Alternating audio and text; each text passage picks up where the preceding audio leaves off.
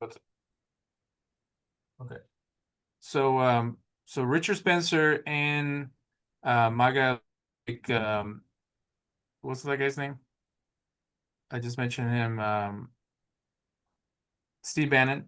They Yeah, say that we need to have ethno state. Like the one thing that they're accusing Israel of doing, they say that that's what the U.S. should be, and that all immigrants, kind of like, again, all my love and respect to you, brother. But if you say all Muslims, it can be turned against us too, like all Jews or all Mexicans or whatever. I don't see the need to be even-handed with that. I think that it's important to identify threats for what they are and to be honest about them.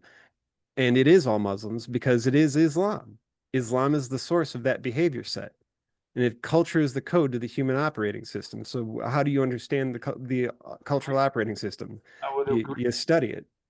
that what's that atheist guy? Bill Maher, and there's an atheist Jewish guy that everybody started hating because he would say similar stuff. He would say that there's a war between the West and the East, and that Islam is problematic and this and that, and they slowly like pushed them out. Uh, But that's a correct statement. Islam is problematic. so It's amazing to me, the how the left will get in bed with Islam when all of their pet offenses that the woke get so upset about are all things that Gazans do, are all things that Muslims do. They are homophobic. They are anti-feminist.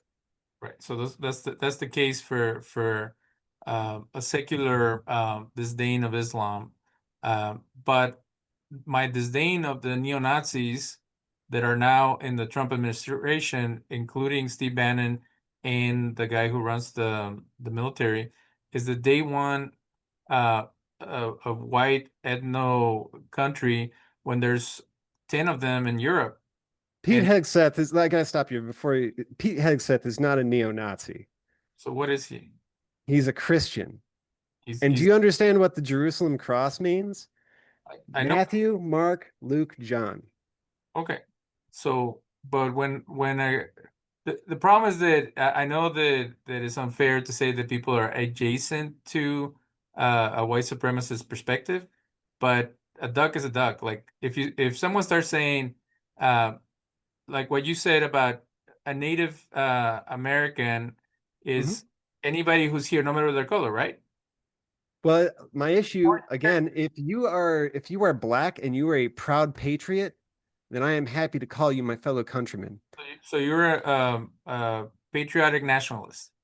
Yeah, Okay, so you're an American nationalist. I'm an American nationalist. Okay, so to me, I respect that. But when someone says I'm a white nationalist, I or mean, that's the thing is I happen to be white, and I acknowledge that our culture is primarily white and it's descended of Europeans primarily, you say you and have that Jewish and Roma background, that's right. so you could never be in cahoots with white supremacists, right? I could never be in cahoots with a white supremacist. They would hate me because Hitler would have tried to kill me twice over.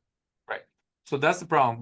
When traditionalist Jews like me and American nationalists like you try to become friends with other conservatives, Mhm. sometimes we get mixed with people who do not care about us or about this country. What they care about is white nationalism, which I met them. They're anti-Israel libertarians. and so I'm glad that we agree on that. And then they start slowly going towards a Hitler-like mentality because they start with the blacks don't know how to behave, the Mexicans are non-patriotic, the Jews are double agents. So they start, and then next thing you know, the only people left are the blonde, blue-eyed, pretty people, just like the way Hitler wanted it. And he wasn't And even that's great. that blonde himself. So Right. so He had dark hair. for us to say, well, we wanna bring America to the best place that it needs to be. Hmm. We wanna make America great again. Hmm. Have to compromise some of our values to build troops. And this is what happens with the Marxists. Do you know that the moment that I the reason I can never be a hippie is because they will make, uh, in my eyes, strange bedfellows with terrorists.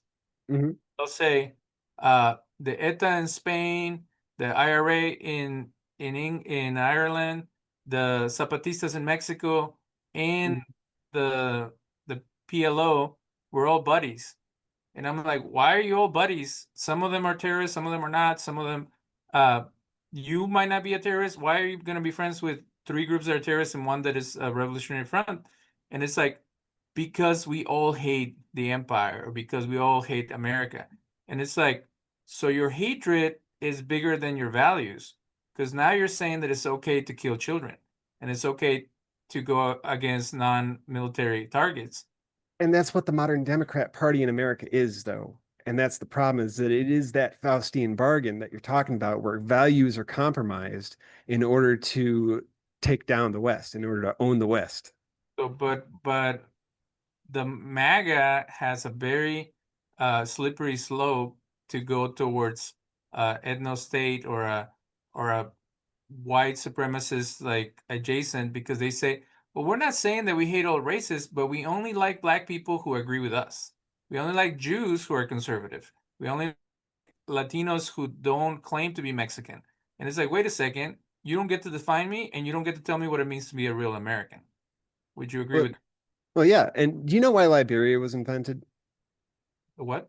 Do you know why the nation of Liberia was invented? Yes.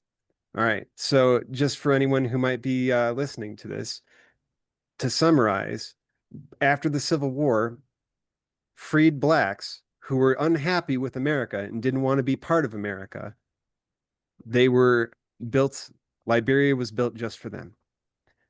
And if you are a black American and you're unhappy with America and you don't like what we stand for and you don't want to live here, you don't want to be around us, do us no harm and let us ship you to Liberia and you can build your life there and you can be happy. But Angelus. it but otherwise, come be part of the potluck.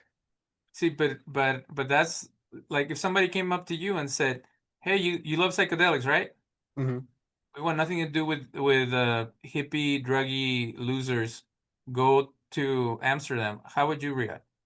Well, let me take a second to explain psychedelics to you then. And the fact that this is, first of all, this is a personal choice. I'm harming no one but me. I'm not a druggie. I'm not an addict. If anything, psychedelics are the opposite of addictive. If anything, psychedelics can break addictions and they will grab you by the shoulders and shake the shit out of you and say, "What the hell are you doing with your life?" So, if anything, psychedelics are a net positive in every way, and they're non-toxic. It's not like fentanyl, it's not like cocaine, it's not like meth. This is just inner exploration that's enhanced.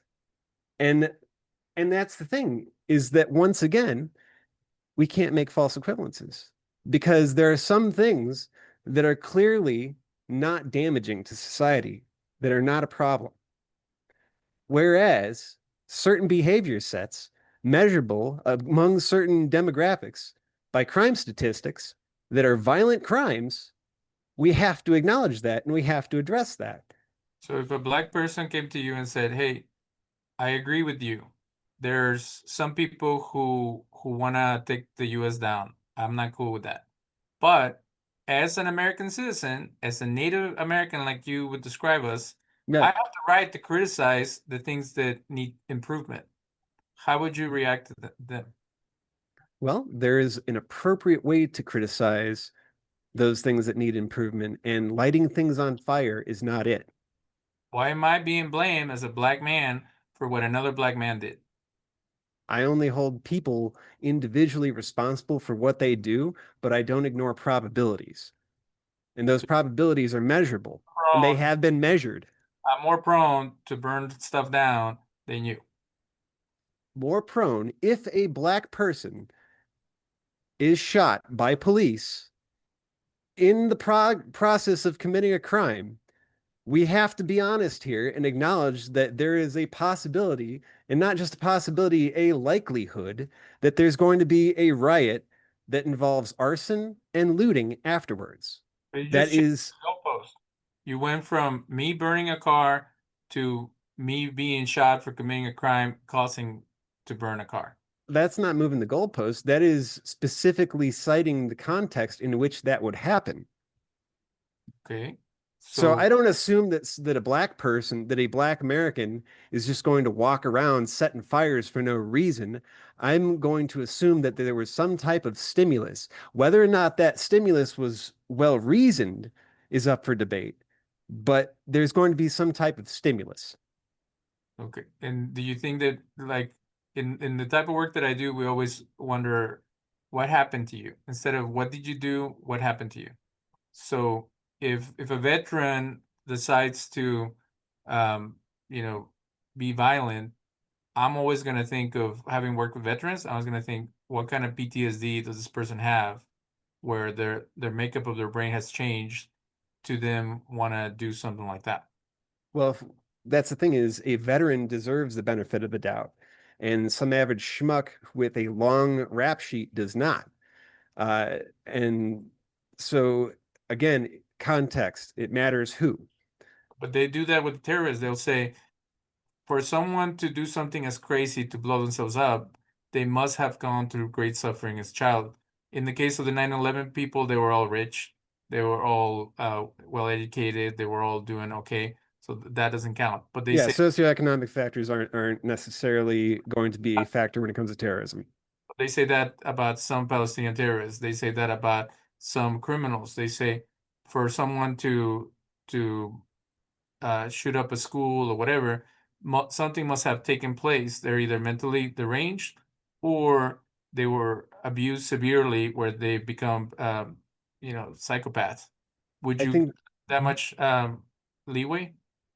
I think that you cannot compare the same because a veteran, say, for example, in my case, the traumas that I've experienced were traumas compounded on traumas, day and night and day and night and day and night for years, every day and every night for years.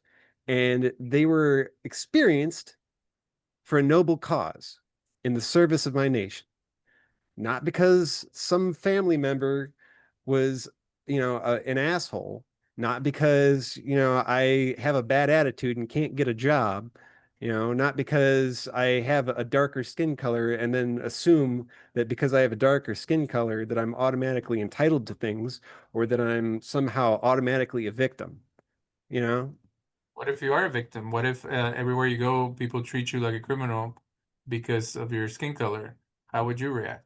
It seems to me that regardless, you own your decisions. Life is choices from one moment to the next until our last. And we each individually own absolutely every choice we make along the way. And more people need to realize that. Okay. So you and I have traditional perspectives on responsibility.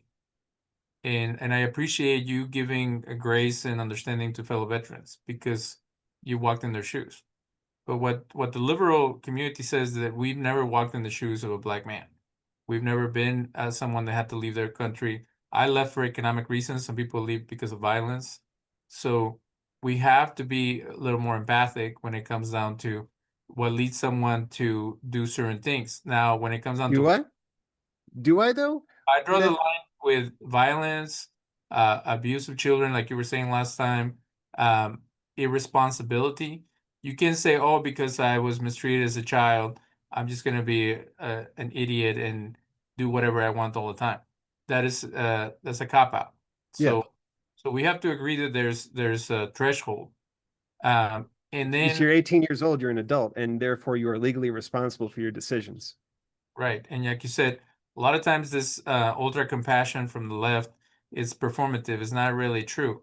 If they broke into their house, they wouldn't give them flowers and make them a sandwich. They would Right. or they would call the police on them.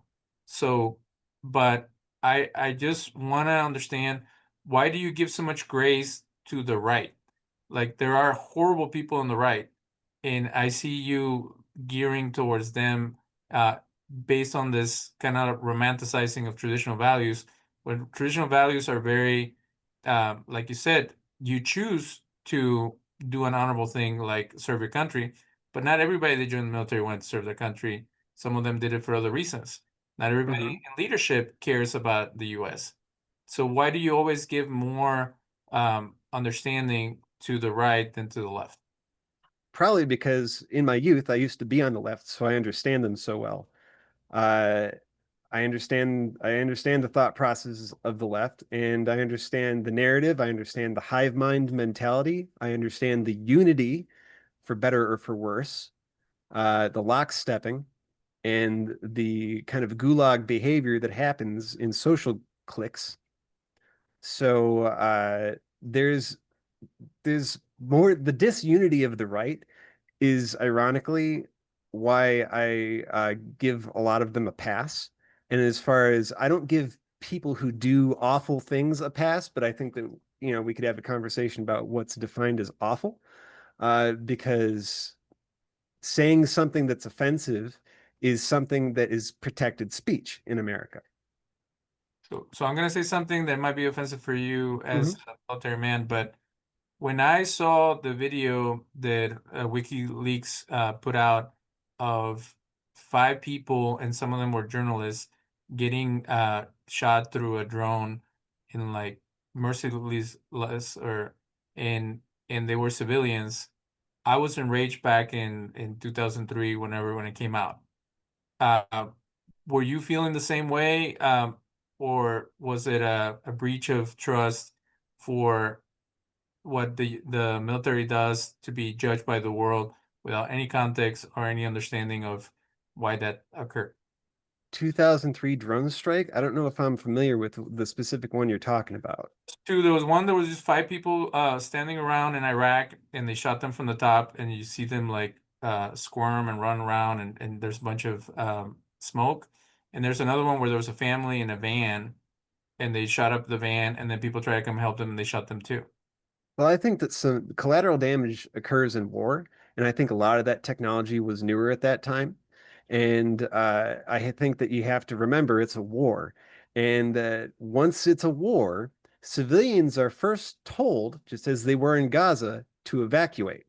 So if you stick around, that means that you are playing as a decoy for the actual fighters, which means that you are effectively a combatant, even if, because there are no civilians in a war zone, there are combatants and non-combatants.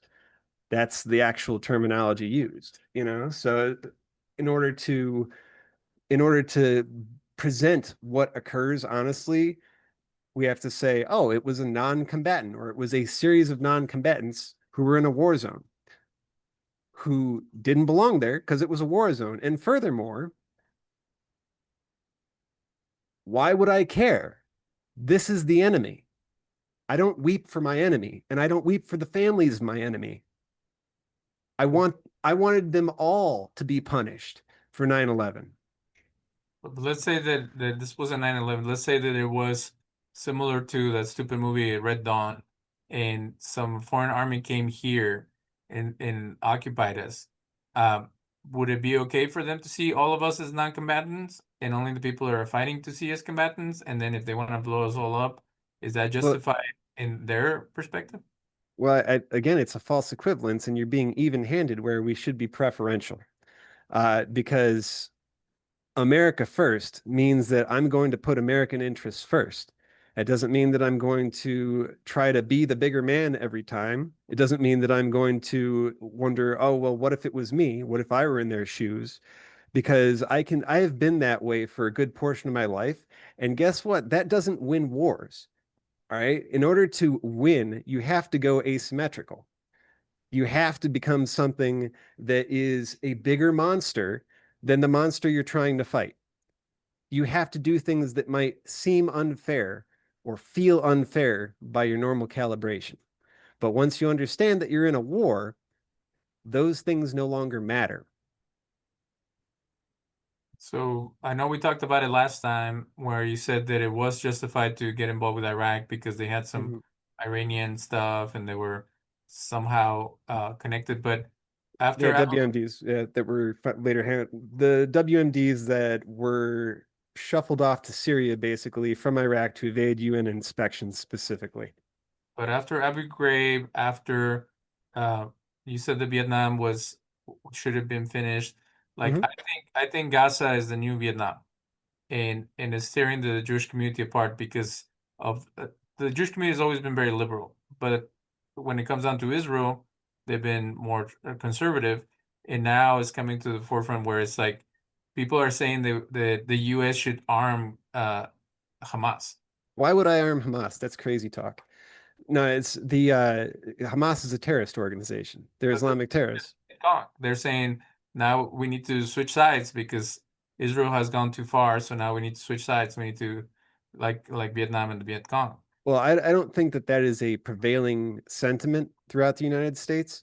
Uh, I think that there's Dave Smith types who would prefer something like that. Idiots who basically parrot Al Jazeera and Haaretz as if they were credible sources. Haaretz might as well be Al Jazeera. Um, So, but this sure. asymmetrical war that you were mentioning, where does like I've talked to people and they say we need to get rid of the Nuremberg laws because they're old fashioned. Like so now the means justify the ends. Is that what we're saying? I would say that the Geneva suggestions, as I like to call them, is definitely not something that we should be bound to because the a lot of the things that Canada added to that Geneva checklist were things that helped win the war. For example, the idea of throwing meat cans into the German trenches, into the Nazi trenches, uh, because they were starving and their food rations sucked, and then they would the Nazis would pop up when they'd see these cans flying and then try to get them.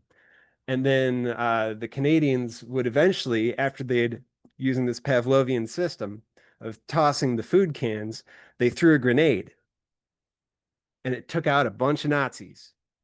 So that's an example of one of those things that's now banned in the Geneva Convention, the idea of baiting. Humans are animals. You can bait a trap, all right? And you it is not a war crime to use good strategy or sound tactics that actually work. So yeah, I think that the Geneva suggestions, as I call it, because I'm not going to recognize it as anything else, is it's obsolete. So if we are able to prove that Israel has been bombing schools, hospitals, and churches, and there is no terrorists under them, would that be a war crime? Well, first of all, based on my preference of well, we're not going to get into my preference. We'll get into just the law. The law, first of all, is going to acknowledge that those hospitals, first of all, the population density of hospitals in Gaza is absurd. There are more hospitals per square mile in Gaza than anywhere else, and it's because they're not actually hospitals. And I think that we all know that. And we all know about the tunnel systems that were built with concrete bags that still had the UNRWA on them. All right. So we know that. There is no that we're going to find that that wasn't the case. We already know that's the case.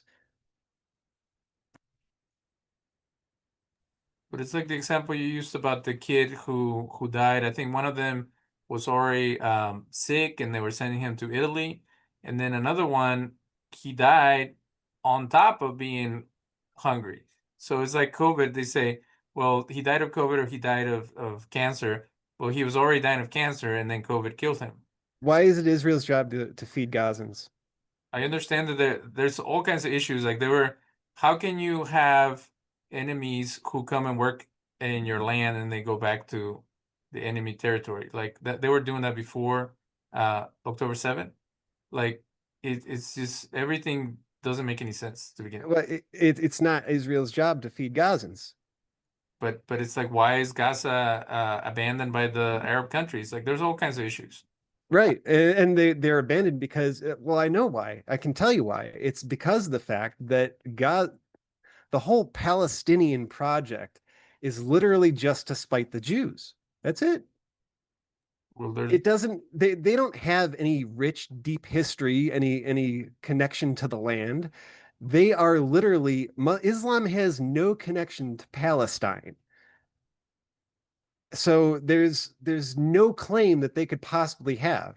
It's Let's literally entirely because of that Sahih Muslim 2922 that I read to you, because they let's are compelled to kill Jews.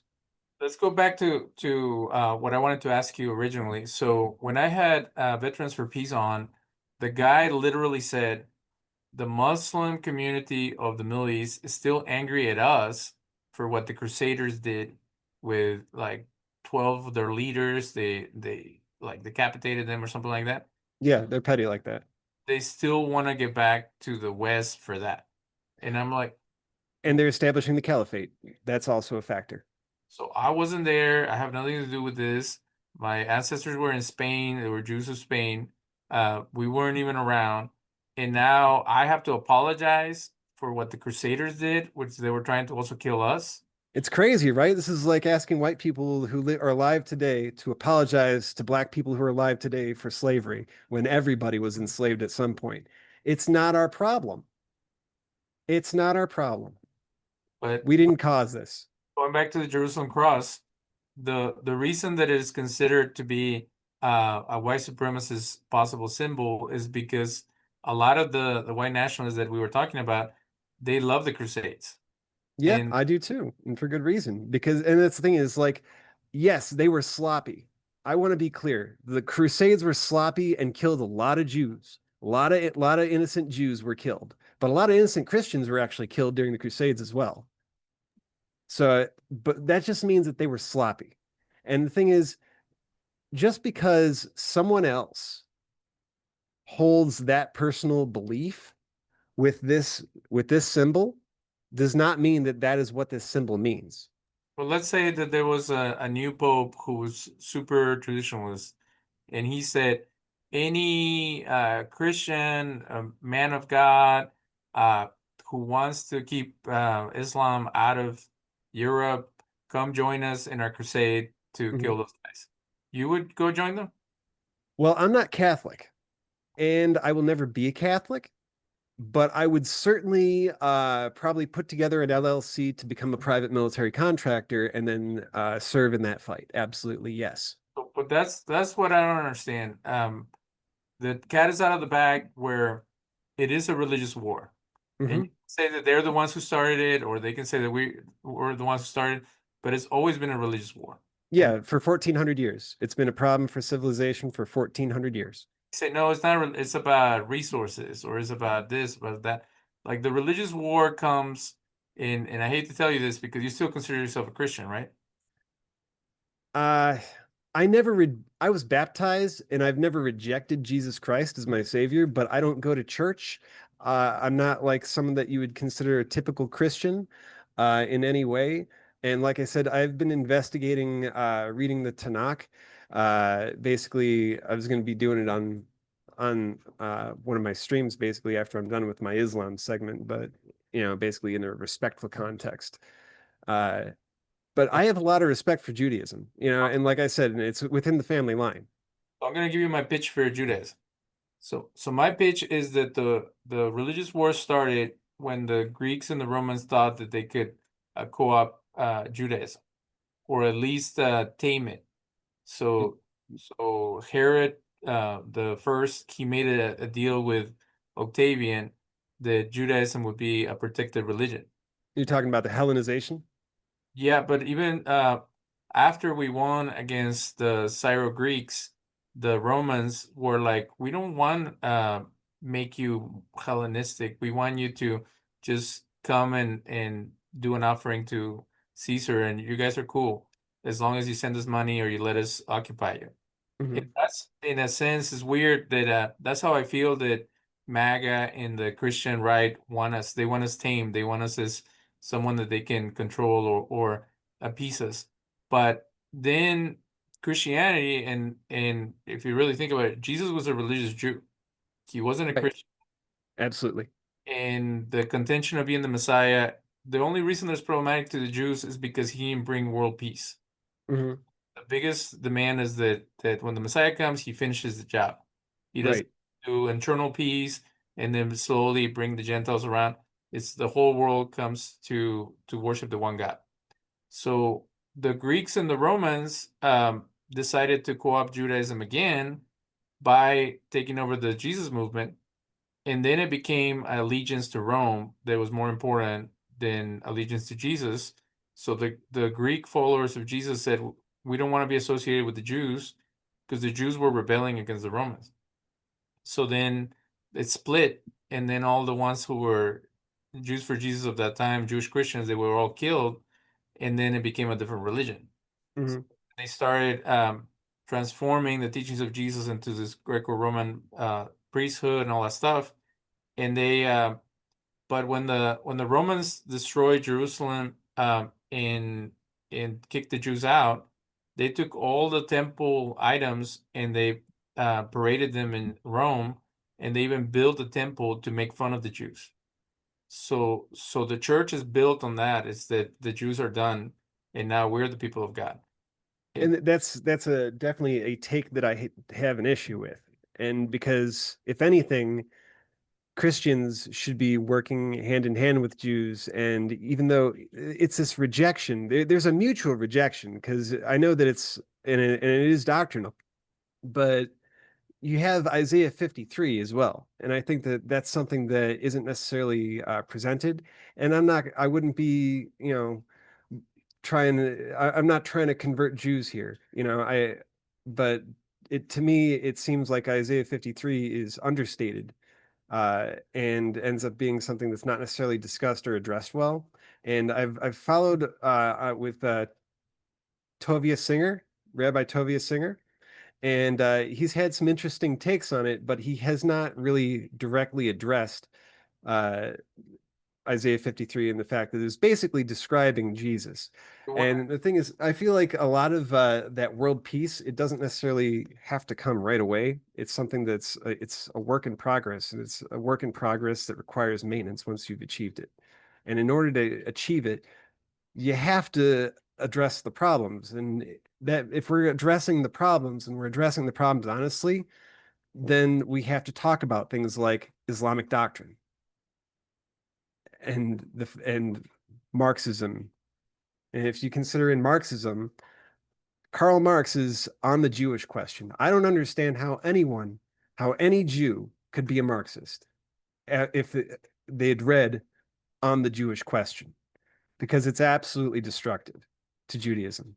It's probably on par hateful rhetoric as Hitler, and yet somehow communism gets a pass. I don't get that.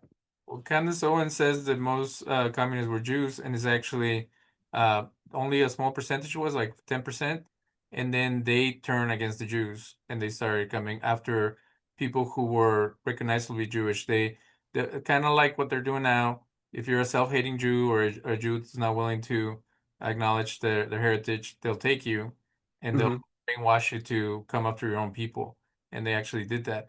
So they were showing the pattern between now and then. But just to finish the thought, so Christianity became like a supersessionist religion who displanted the Jews and took their place. And Hmm. 100 years later, the Islamic groups created the same thing, but now in the Middle East, they said we're the ones who are the people of God or whatever. And it's not about being the people of God, it's about what is the ultimate point of religion, and it is to raise humanity to a greater level. And we actually like went down because the same stuff that the Jews were struggling with during the time of Judges and the time of King David and Solomon, now Muhammad and his posse were doing. They were chieftains and they were massacring people and doing all kinds of stuff with their own divine mandate. And that's what Rome was doing on the other side, coming after everybody they considered heretics. Uh, Tobias Singer to me is not a good representative of the Jewish people. Okay. We just my friend and I do a lot of studies on the Jewish Jesus and stuff like that, and we caught another rabbi who seemed very historically knowledgeable and fair, do similar smoke and mirrors than Tobias Singer does. And this is the problem with debating and stuff like that, is that it's about winning the argument. It's not really about being fair and being objective. Hmm. So they'll skip Isaiah 53. they'll skip passages in the Talmud that speak about the Son of Man being the Messiah. They'll skip things in if you want to be honest, and I have a Masters of Jewish Studies, you have to take everything and you have to understand what did they believe at that time. So I don't know if you ever heard this, but when the Crusades were happening, the Jews were praying that the Muslims would win because the Christians were so awful. Hmm. And and so I see a meme that says Christians and Jews need to come together for the new holy war, and I'm like, are you nuts? Like, I have friends who are pastors, and they say they're pro-Jewish, and then they start saying that anybody that doesn't believe in the Trinity is a member of the reign of the Antichrist. So they've already, and they were trying to attack Muslims, and in the process they attacked us.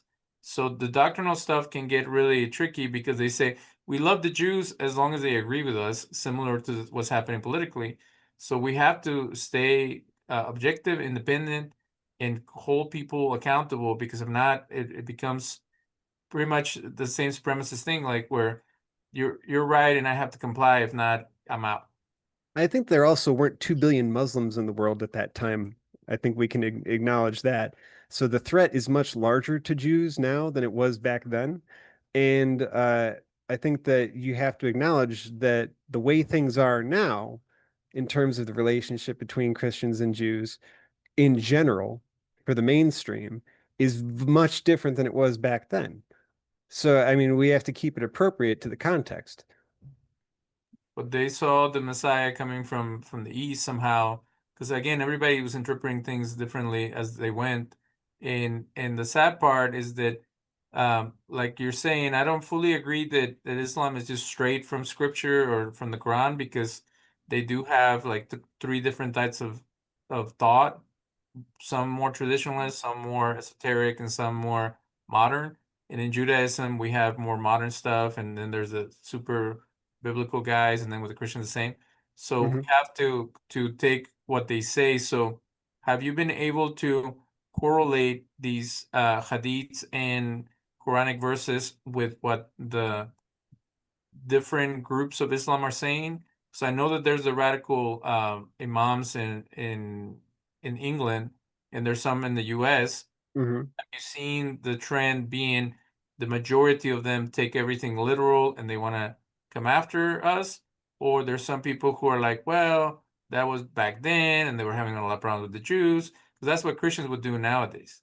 I think what needs to be addressed in the modern day is what modern day Muslims, specifically their leadership, their imams are saying, because their imams are speaking for them.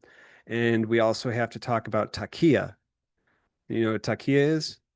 Yeah, so we used Is as the Catholics were taking over Spain, we pretended to be Catholics so they wouldn't kill us.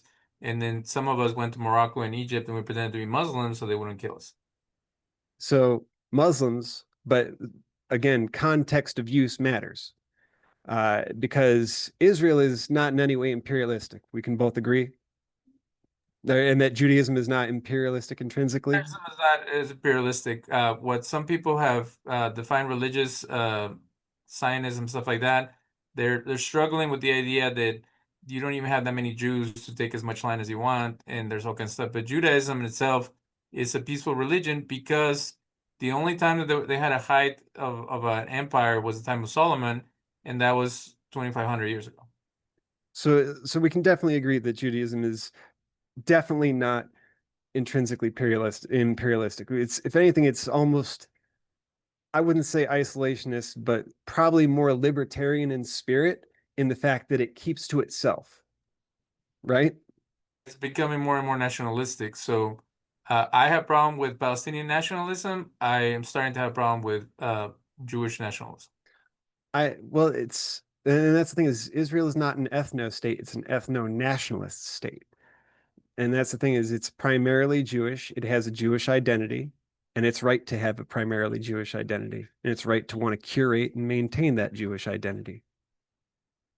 Yeah, And what they hmm, did up until the 90s was that they had almost like a commonwealth where you had Palestinian towns, you had Christians, you had Muslims, and they all got along with the understanding that it was a Jewish homeland and a Jewish state. But just like Ireland is a Catholic state, there are other minorities that are there, and they're all respected and treated equally. So up to that point, I was happy and cool. Now with the Likud going nuts, it's almost like some of the issues that I have over here. Well, I don't know that they're going nuts. It just seems to me that they're trying to protect the Israeli people. But you can't like that's the thing. You can protect the Israeli people. You can avoid another Holocaust or another October 7th, but you don't have to go to great lengths to keep never-ending conflict. And you say, oh well, the other guys don't want anything. It's like it's going to be an eternal conflict because of theological stuff, but there might be a way to have like a confederation of regions and just try to keep it as like Serbia and stuff like that, where you have other people have to get involved because you're never going to agree. Palestinian nationalist movement is never going to agree with any terms, and the Jewish nationalist movement is never going to agree with any terms. So it's going to be constant, or they're just going to, carpet bomb people. And like to me, that's the worst thing that can happen. The worst thing that could happen is that Israel gets overrun by Muslims and gets completely destroyed. That's the worst thing that could That's how happen. Netanyahu is working right now. He's like, we have to destroy Iran because Iran is supporting all these terrorist groups. But destroying Iran at your own demise could create World War III and could blow up Israel to begin with. So you're avoiding destruction by possibly creating destruction. But how are they? How I don't see how Israel would be giving anything up or losing by destroying Iran. If the US stops supporting Israel, be overrun the way that you're scared of. I would be absolutely thrilled if Israel destroyed Iran. I would be overjoyed. American. My support for Israel is not going anywhere. But so you're saying that Israel is going to do the dirty work of the US? No, no, no. I'm saying that we're fighting the same fight So we're worldwide. we're all worried about the Iranian regime. I'm saying that Islam is a threat to everybody everywhere, and that Islam is a threat to everyone everywhere, and Israel lives on the front lines of a war that most people don't even acknowledge exists. Okay. But again, the Shiite version of Islam is different from the Sunni version of Islam. Not much different. The only difference between Shia and Sunni is that one believes that the community, the Islamic community, should carry on the leadership and the future, the destiny of Islam. And the Shia believe that it should be the direct blood family. That's the difference. That's what they kill each other over. So, I mean, But we can't, and there are about less than 10% of the world are Shia Muslims. And over 90% in terms of less than 10% of the world's Muslims are Shia, and over 90% are Sunni, and they all follow the same Quran. if a Turk came in here and said, "Hey guys, I don't know what those clowns are doing over there, but I love all people, and in Turkey we all get along," what would you tell them? I would call bullshit because Erdogan is just got done massacring a whole bunch of Kurds. So I would say I don't trust Islam. I don't trust its adherents. So if the people that you fought in Iraq came over here and they said, George Bush killed my family, I don't trust you, what would you tell them? Get the fuck out of my nation. That's what I'd tell them. But it's the same thing. You can't blame someone for the actions of the president We're not the same. and say that they're all at fault for whatever the president did. We're not the same. And that's the problem is the idea of, and we have to acknowledge priorities. And this idea of putting us, of once again, me in an Iraqi's shoes is incorrect. We need to stop being even-handed about this. We need to stop pretending that they are the same. So, Muslims are not the same. so if the US gets taken over by a dictator and that dictator goes nuts and starts throwing bombs or doing something, then we're all at fault and we should all get killed. Uh, this is a false equivalence because one is political and another is cultural. Do you So remember? if a Muslim gains power and starts bombing people or starts funding proxy wars that end up leading to babies in ovens, then and kids dancing at a festival getting kidnapped and tortured and raped to death, there's a difference. Do you know the story of Saddam Hussein? I know that he was. A lot of people like to say that he created stability in the Middle East, and I always have to call bullshit on that, especially since he was gassing the Kurds. He was an awful, awful human being, and I'm glad that we got the Iraqi people to hang him. But this is the same Iraqi people that they were all non-combatants, and if they died, that was on them because they didn't leave. Well, they should have left, and it's And not this. And that's the thing is, it's not the same. And you have different types of war. All right, you have full on open ground wars, like what's going on with Russia and Ukraine. All right. That is a very different fight than the type of fight that I fought in Iraq. All right. When I got to Iraq, we were finishing up the invasion of Iraq and turning it into an occupation, which means that we were actually attempting to engage in goodwill with these people. But at the same time, maintaining strict order and maintaining curfews, things of that nature. And that involved us being strict, having a heavy hand, but at the same time, we were helping them set up checkpoints. We were helping them rebuild infrastructure. So it matters. It matters. Context matters. Not all war is the same. but you say you can't trust Muslims, so why would you help them? Well, that's the thing is, back then, back when I joined for the most naive reasons above and beyond just simply wanting revenge and to punish those responsible for 9/11 and the lands that gave rise to the ideology that caused it. That was the primary driver. But I didn't have any type of prejudice against Islam originally. It was my experience with Islam and my study of Islam that has built my prejudice against Islam. But I want to get back to Saddam Hussein. You know that he was one of the people that was hired by the U.S. to kill their king or whatever back in Yeah, he studied at the U.S. Military's War College too. I'm aware of the fact that we trained him to do many things, but that doesn't mean that he did everything that he was supposed to. and then he was a secular leader and he protected the Christians. He was not a secular leader. He was a Baathist, and as a Baathist, he was a Sunni Muslim. And as a Sunni Muslim, he was still compelled by his the doctrine of his religion. So it is true that he was trying to throw rockets at Israel.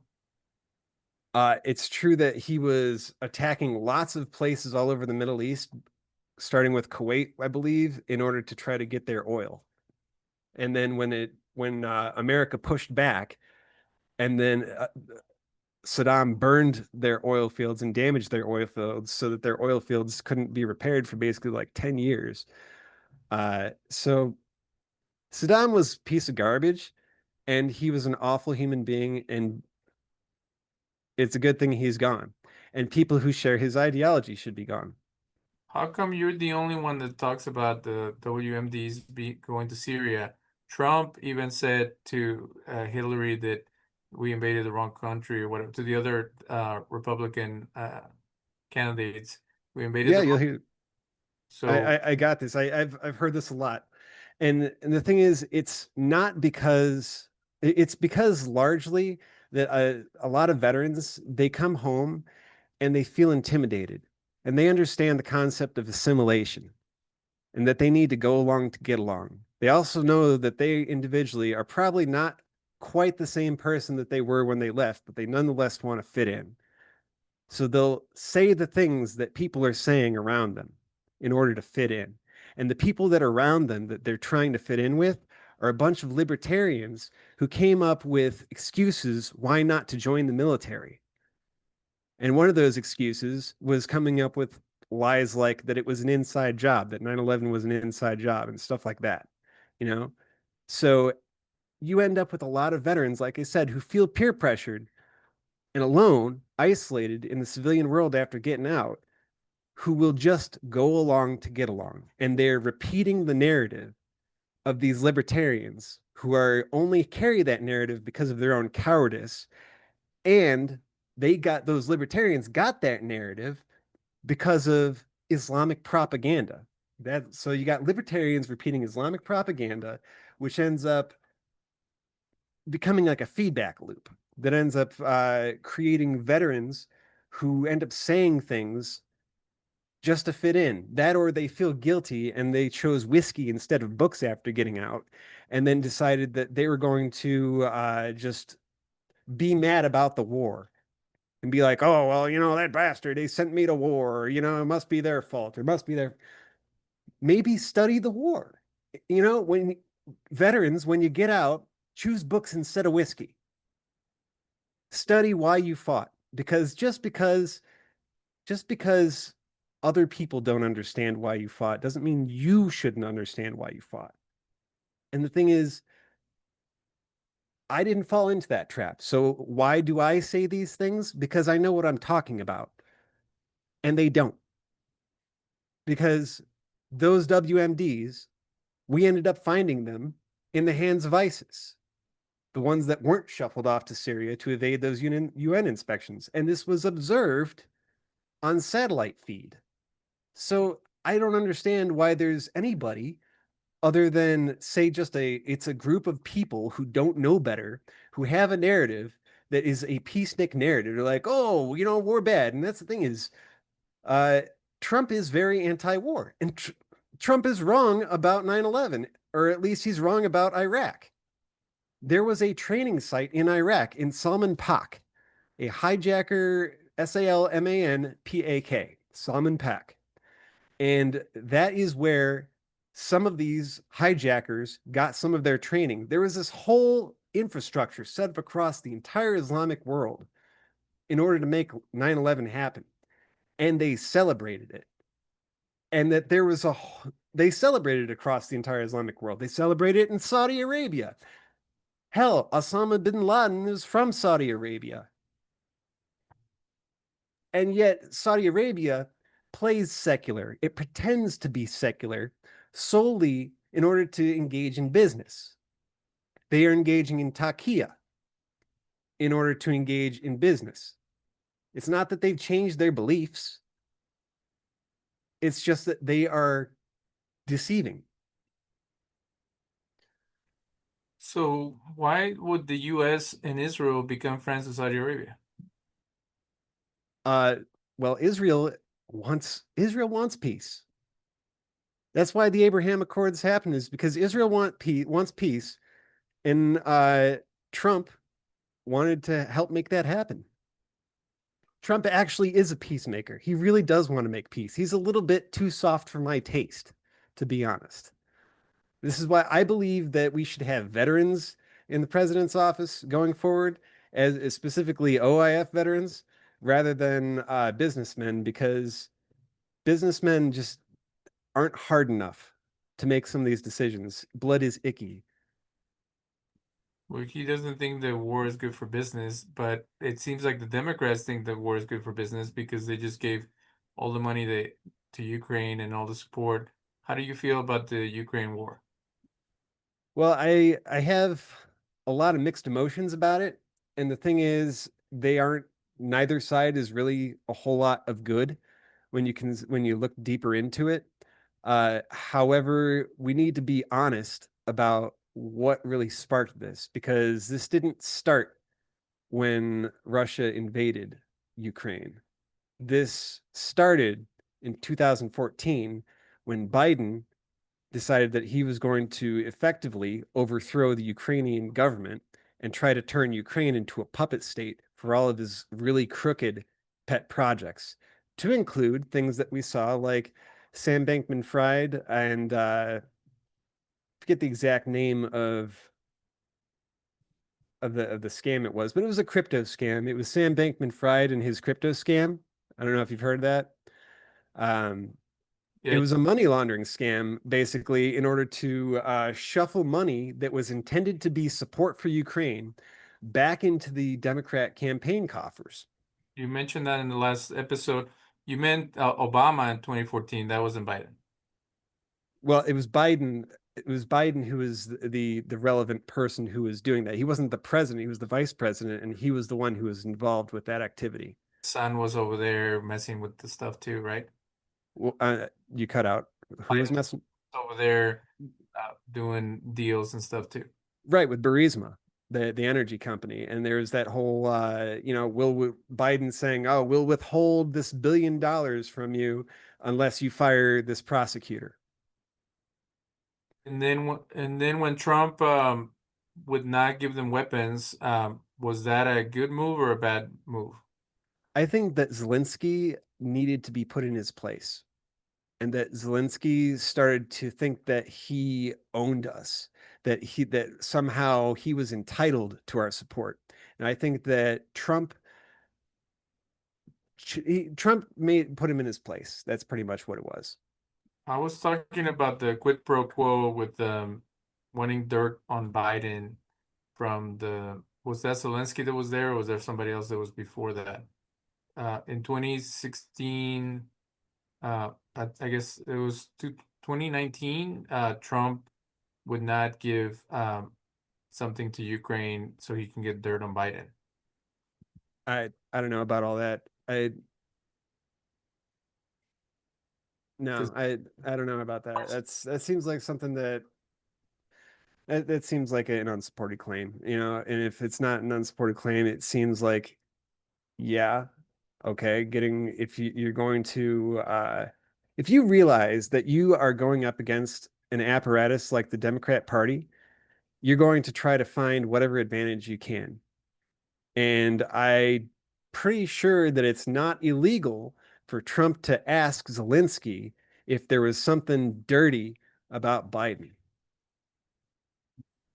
yeah, especially after what we all know that not only did they take out the democratically elected, there was a coup in was it 2012 or something like that? They took out the guy that was pro-Russia in Ukraine. The CIA took him out, and then they put Zelensky as like a puppet, and then Biden was doing all kinds of weird deals over there with his son. Yeah, it was 2014, I think, but yeah, effectively that. So yeah, so it's a hot mess, and then they blew up the pipeline and all kinds of stuff to get the send natural gas to Germany instead of it coming from Russia. So I don't know why the Europeans are so gung ho other than trying to push Russia back, but do you agree that Russia has become more powerful and more united from the war and has actually backfired to what they thought it was going to do? I think that I keep up with a lot of other veteran creators, and some of them are still in, and some of them give kind of updates on kind of like the relative strengths. And so, based off of the outlets that I follow, Russia's not in a good position right now.